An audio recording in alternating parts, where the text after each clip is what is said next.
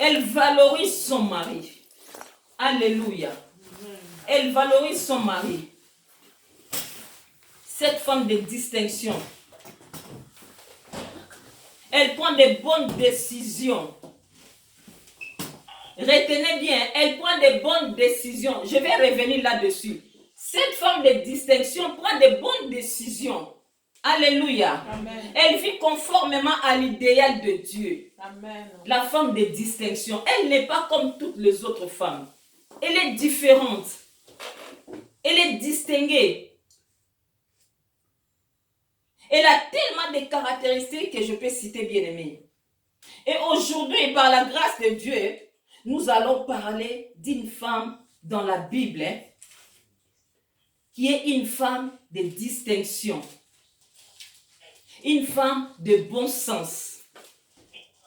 Une femme remarquable. Amen. Cette femme-là, remarquable, qui a fait de sorte que les drames ne puissent pas se produire dans sa maison et parmi son peuple. C'est de cette femme-là que nous allons parler aujourd'hui. Cette femme-là s'appelle Abigail. Alléluia. Amen. Elle s'appelle Abigail. Une femme formidable, exceptionnelle. Elle était belle et pleine de bon sens. Alléluia. Amen. Et la Bible nous dit que cette femme était mariée avec un homme très riche au nom de Nabal. Nous allons lire la parole du Seigneur. Nous allons ouvrir nos Bibles pour lire. Dans le livre de 1 Samuel 25, je commence au verset 1. Je peux lire, peut-être tout, je ne sais pas trop. Je vais lire quand même. Nous allons nous lever pour honorer la parole de Dieu. Charlie, t'occupe de ça maintenant. On lit la parole du Seigneur.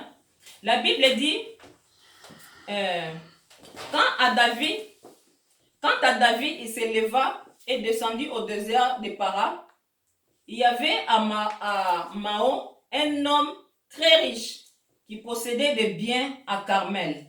Il avait 3000 brebis et 1000 chèvres et il se trouvait à Carmel pour la tonte de ses brebis. Le nom de cet homme était Nabal et sa femme s'appelait Abigail.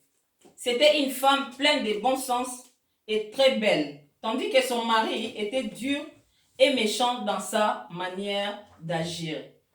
Il descendait de Caleb. Alors qu'il était au désert, David apprit que Nabal tondait ses brebis. Il envoya 10 jeunes agents vers lui et lui en leur ordonnant: montez à Carmel et allez trouver Nabal. Vous le saluerez à mon nom et lui direz: longue vie à toi. Que la paix soit avec toi, avec ta famille et avec tout ce qui t'appartient. Maintenant, j'ai appris que tu as chez toi les tondeurs. Or, lorsque tes bergers étaient avec nous, nous ne leur avons fait aucun mal et rien ne leur a été volé durant tout le temps où ils étaient avec nous à Carmel. Demande-les et tes serviteurs et ils te les confirmeront. Que ces jeunes gens trouvent donc grâce à tes yeux, puisque nous venons dans un jour de joie. Donne donc à tes serviteurs et à ton fils David ce que tu as sous la main. Lorsque les hommes de David firent arriver, ils répétèrent toutes ces paroles à Nabal au nom de David, puis ils se turent. Nabal répondit aux serviteurs de David: qui est David?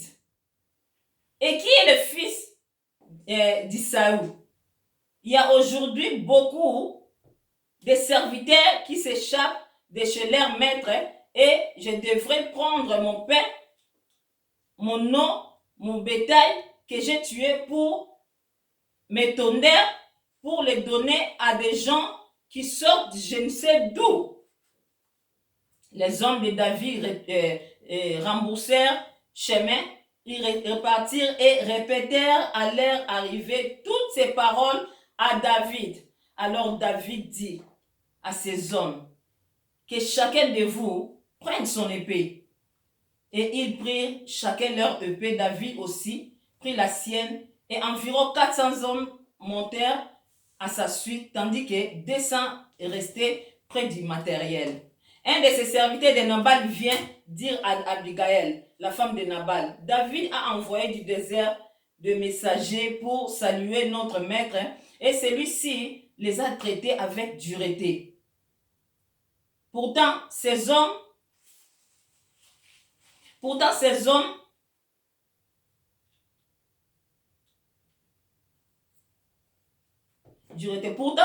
se sont montrés très bons pour nous et ils nous avons été avec eux lorsque nous étions dans les champs.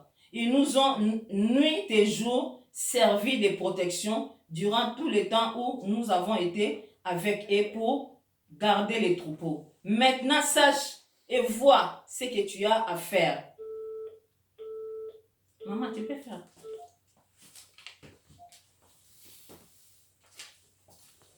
Ce que tu as à faire, car le perte de notre maître et de toute sa famille est décidé. Lui-même est si méchant que nous n'osons pas lui parler. Abigail prit aussitôt 200 pains, 2 outres de vin, 5 brebis, toutes préparées, et 5 mesures de grains rôtis, 100 gâteaux au raisin secs et 200 au figuier sèches.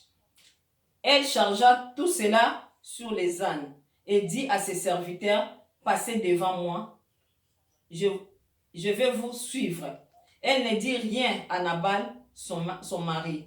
Montée sur un ânesse, elle descendit cachée. Allô? Elle descendit cachée par la montagne. David et ses hommes descendaient en face d'elle, de sorte qu'elle les rencontre. Nous sommes maintenant au verset 21. David avait dit, c'est bien inutilement que j'ai gardé tout ce que cet homme a dans le désert et que rien de tout ce qu'il possède n'a été volé. Il m'a rendu le mal pour le bien.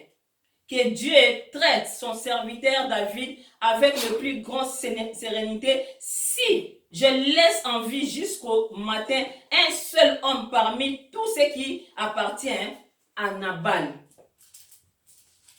Alléluia. À Nabal. Et la Bible dit dans le verset 23, lorsque Abigail aperçut David, elle descendit rapidement de l'âne, tomba sur son visage devant lui et se prosternant contre terre. Puis se jeta à ses pieds. Elle dit, c'est ma faute, mon Seigneur. Permets à ta servante de te parler et écouter ces paroles. Je vais m'arrêter là. Vous pouvez continuer. Je vais lire d'autres versets après. Mais à la maison, lisez tout, vous allez bien comprendre. Mais je vais expliquer tout aussi. Alléluia. Amen. Bien-aimés dans le Seigneur, dans cette histoire, je disais que cette femme Abigail avait un homme. Cette femme, la Bible dit, était mariée à un homme très riche au nom de Nabal.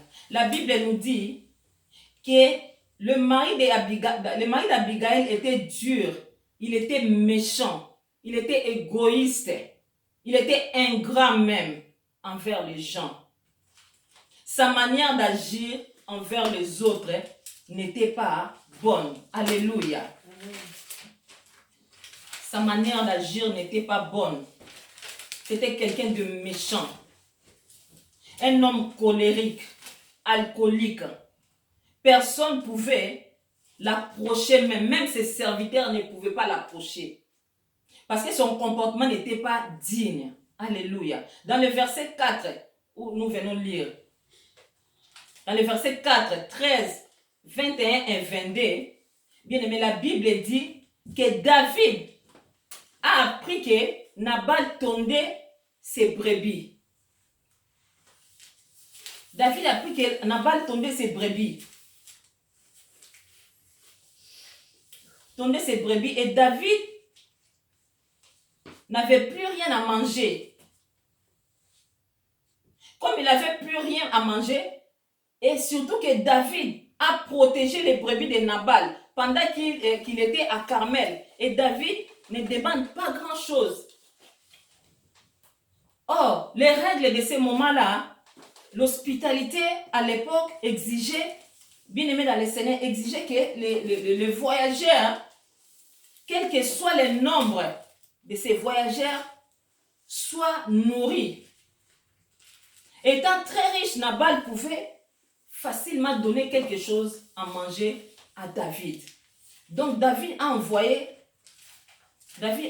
ses serviteurs pour aller dire à Nabal de leur donner à manger. Mais la Bible nous dit que Nabal ignore complètement David. Il dit qui est David, le fils d'Ésaü.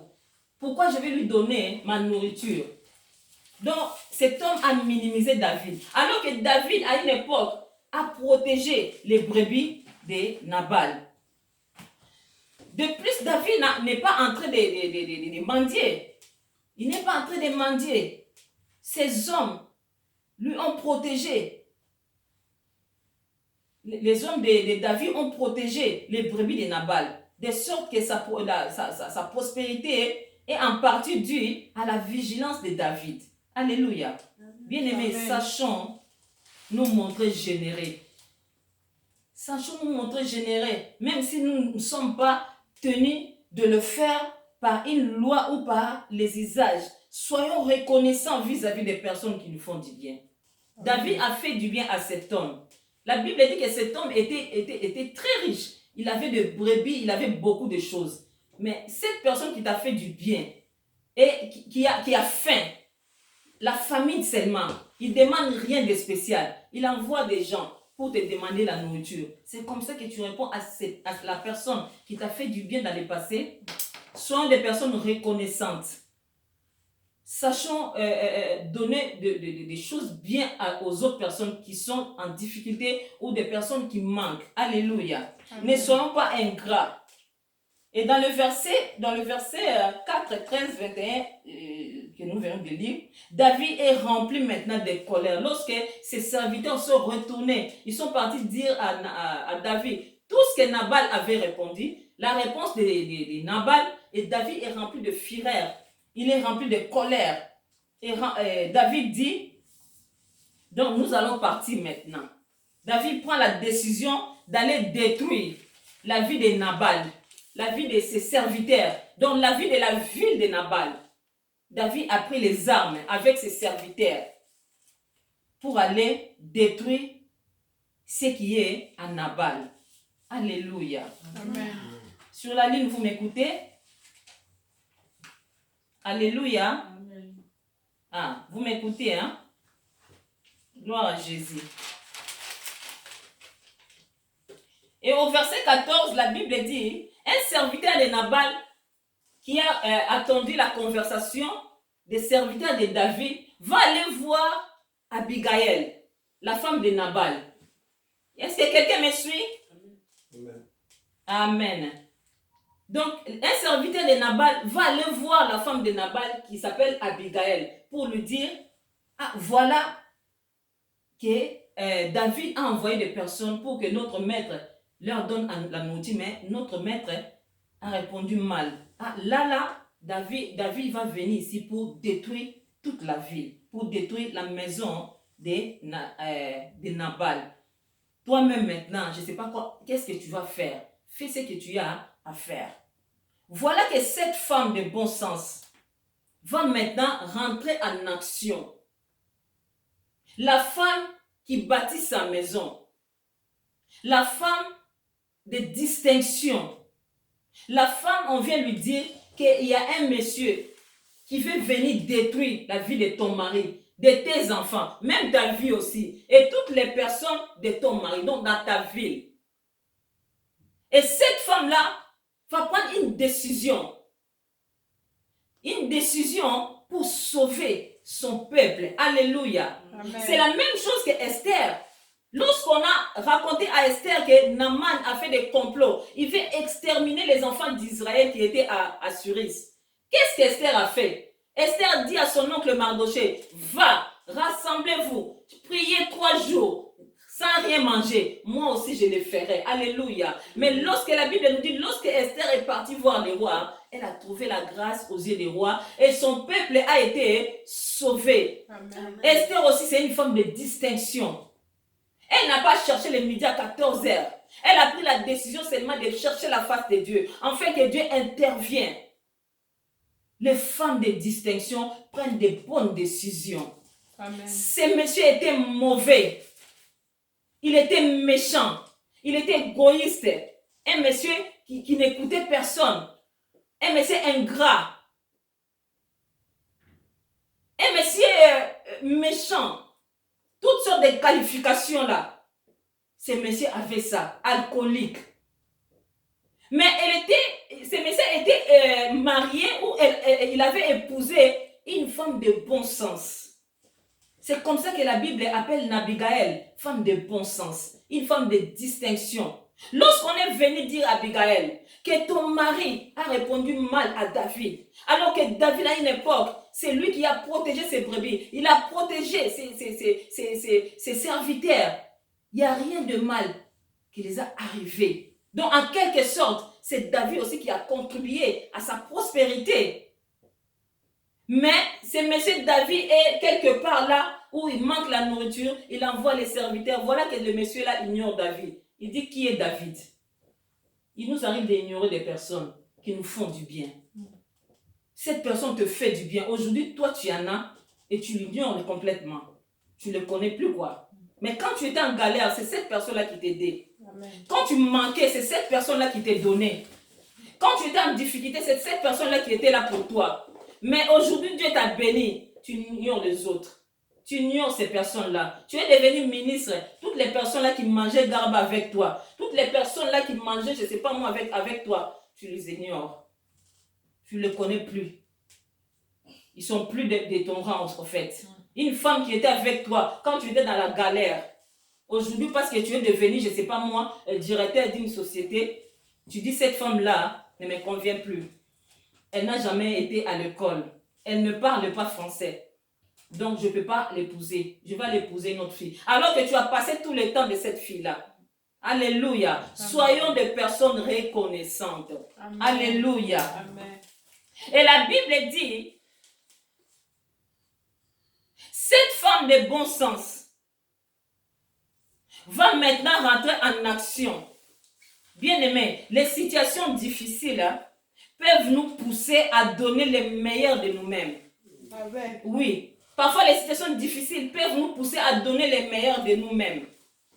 Il n'est pas nécessaire d'avoir des titres prestigieux pour jouer un rôle important. Amen. Alléluia. Amen. Tu n'as pas besoin qu'on te dise que non, tu es prophétesse pour prier pour quelqu'un qui est malade, bien-aimé.